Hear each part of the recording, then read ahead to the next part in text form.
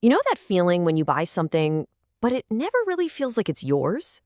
Well, today we're going to dig into that because there's a massive shift happening in what it even means to own something anymore. Right? Think about it. You just bought a new car, or a phone, or maybe even just a kitchen appliance. You worked for the money, you paid for it, you took it home. It's yours. Simple. But do you really? Because that simple act of buying something, it doesn't mean what it used to, not by a long shot. And to understand why, let's start with the frustration that I think pretty much all of us have felt. Yeah, we're going to talk about the humble and, let's be honest, often infuriating printer. It's the perfect place to start. Okay, picture this. You've probably lived it. You desperately need to print something. Like right now, the printer's on, it's got paper, nothing is physically broken, but it just sits there, refusing to work. Why?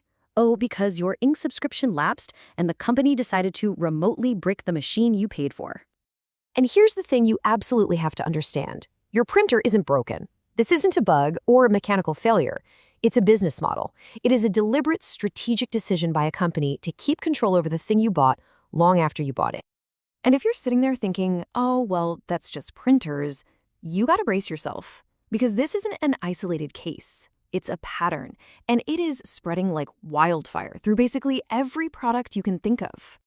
I mean, we're talking about car companies that make you pay a monthly fee to use the heated seats that are already built into the car, or laptops that have premium features held hostage until you pay to unlock them. It's your smart home, your security cameras. It's even happening to farmers who are literally blocked by software from fixing the tractors they supposedly own. This is everywhere. And this quote it nails it. The thinking has completely changed. Companies aren't just selling you a physical object anymore. The real product they're selling you is the ongoing subscription to use the object you thought you already paid for. So what this does is it creates a whole new rule book for what ownership is. We're basically moving from a world of possession to a world that's all about permission. Let's just break that down side by side. The old way, possession, was so simple. You paid for it once, you had total control, you could fix it, you could modify it, it was yours, period. But this new model, permission, whoa, it's different. It means constant payments. It means the manufacturer is still pulling the strings. And maybe the scariest part, it means they can turn it off from a million miles away whenever they want. And this just fundamentally changes everything. So you don't just go out and buy a car anymore. Nope. You subscribe to its features. You don't just buy a printer. You subscribe to the service that allows it to recognize its own ink cartridges. And where this all leads is, you're not just buying a device anymore.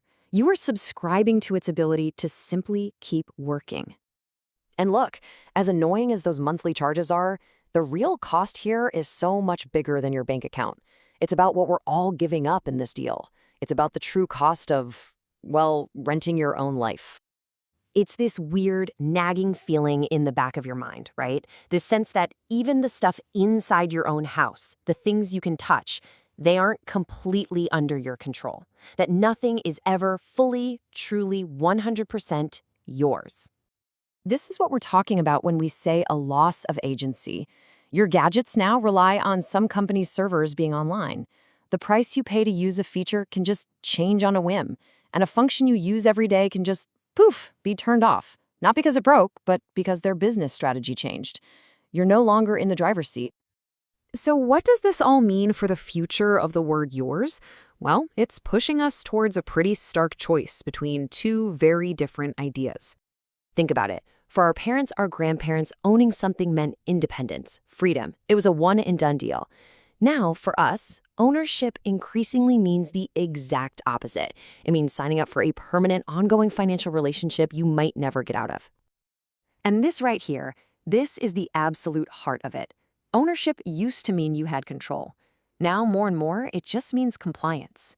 You have to comply with their rules, their updates, their price hikes, just to keep using the thing that's sitting in your own home.